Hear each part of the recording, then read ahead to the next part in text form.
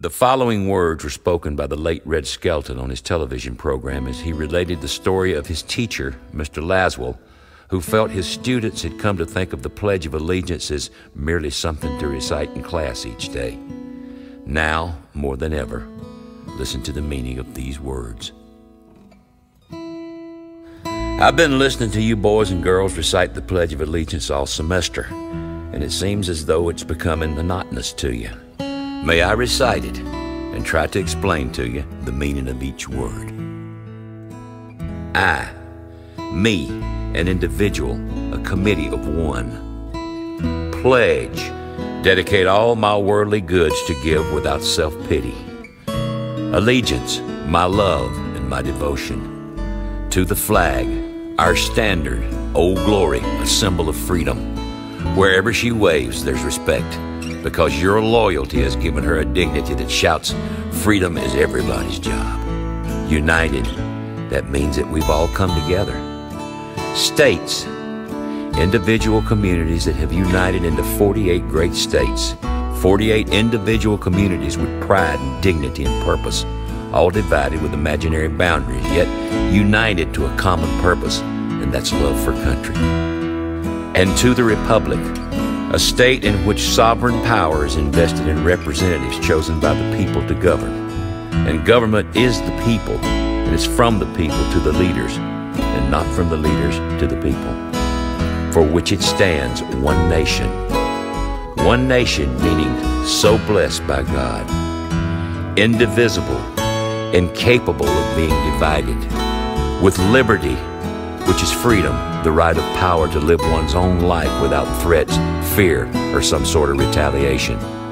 And justice, the principle or quality of dealing fairly with others, for all, which means, boys and girls, it's as much your country as it is mine.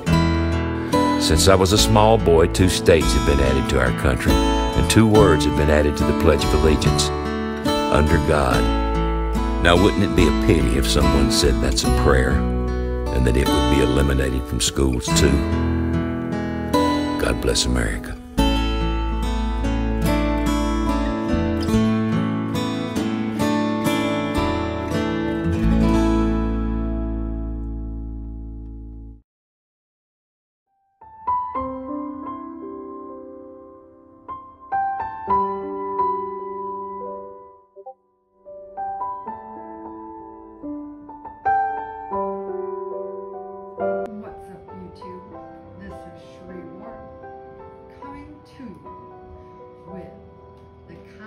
Of the United States Fathers, brought to you by Merica, Silver Patriot. I'd first like to thank him for including me in this honor to explain to you the 7th Amendment of the Constitution of the United States states, in suits at common law, where the value in controversy shall exceed $20, the right of trial by jury shall be preserved, and no fact tried by a jury shall be otherwise re-examined in any court of the United States than according to the rules of the common law. The 7th Amendment was part of the Bill of Rights that was added to the Constitution December 15, 1791. The amendment protects the right to a trial by jury in civil court cases. This amendment was added because the writers of the Bill of Rights wanted to make sure that the government would not do away with trial by jury. They were concerned that if trials were only decided by judges, the judges would side with the government, giving the government too much power. This happened to colonists when judges who were appointed by the king would always side with the king. They felt a jury of local people would be more likely to provide a fair trial. Civil cases This amendment refers to non-criminal cases called civil cases. Criminal cases are cases where the government charges someone with such crime as a murder or robbery. If convicted, the person may go to jail or be fined the court. Civil cases involve disputes between two private citizens or organizations. The victim in a civil case usually sues for damages in the form of money. A trial by jury is when a number of people hear the case and decide together if the defendant is guilty. The amendment doesn't say exactly how many people need to be on a jury. The Supreme Court, however, has said there needs to be at least 6 people on a jury. Most juries today in the United States have 12 members. The amendment states that the lawsuit must be for more than $20. This is a lot more money in 1791 than it is today. Back then it was more than a month's wages for an average worker. Today, a dispute must be for over $75,000 to be heard by a federal court. Some interesting facts about the 7th Amendment. It does not guarantee a trial by jury in cases brought against the government. In civil cases, the person suing is called the plaintiff. To win a civil case, the plaintiff must bring a preponderance of evidence to prove their case. This is actually a lower standard of proof than in a criminal case, where they must prove their cases beyond a reasonable doubt. I thank our forefathers for this amendment because it gives us the right to have a fair trial by our peers, not just by the judge.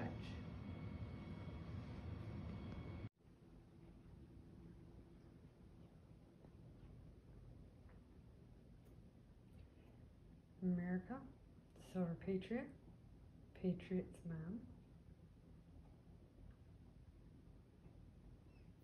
Merica, Silver Patriot. Mr. Popzilla.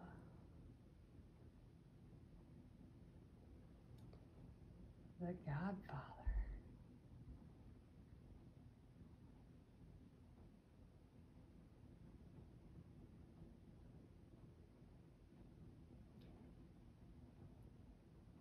Savage Stacker.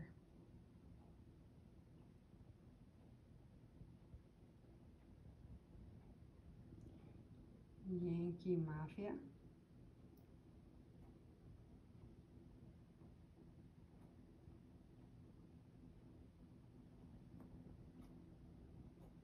Dad and daughter. Silver stacking.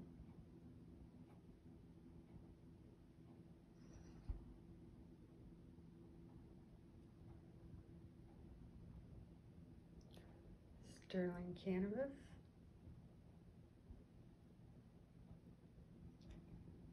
Stacks and Stuff.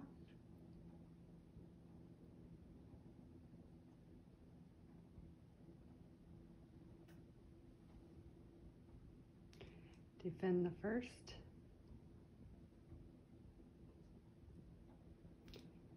Defend the Second Amendment.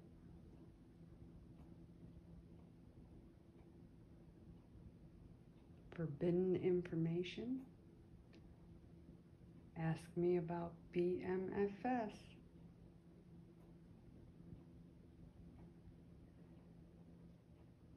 Save Infowars. Ban video.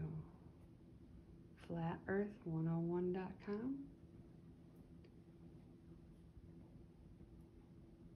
In-N-Out Burger.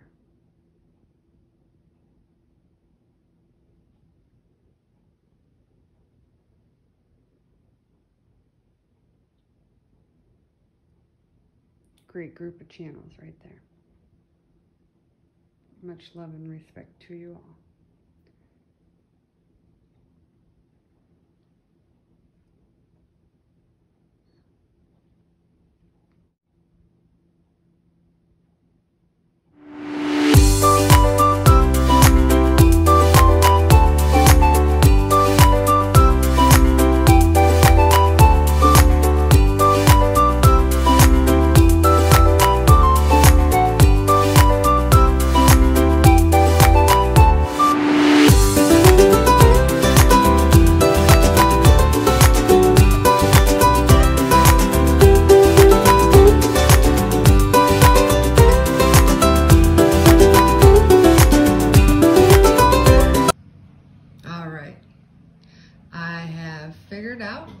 exactly what I want to take and what I'm replacing it with.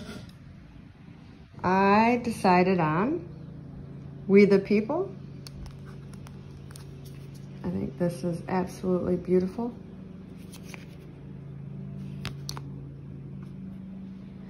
The 43 steel cent, thank you Merica. The 3-cent nickel.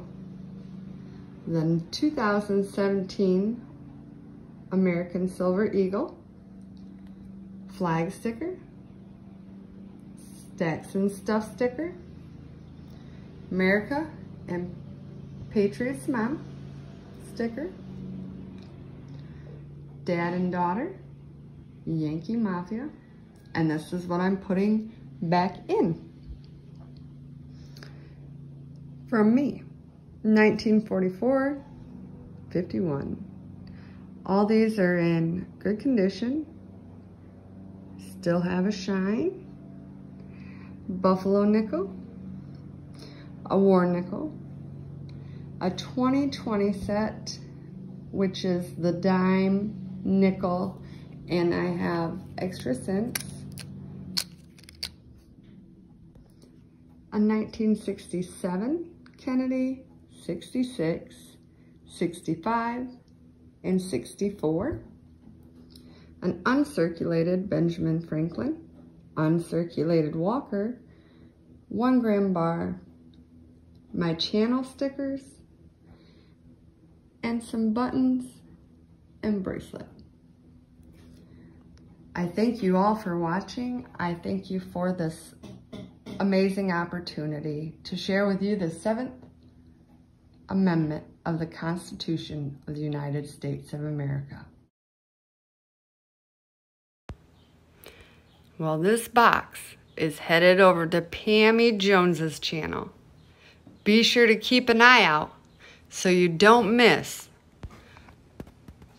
what she is going to do with the Constitution of the United States box. Thanks for watching.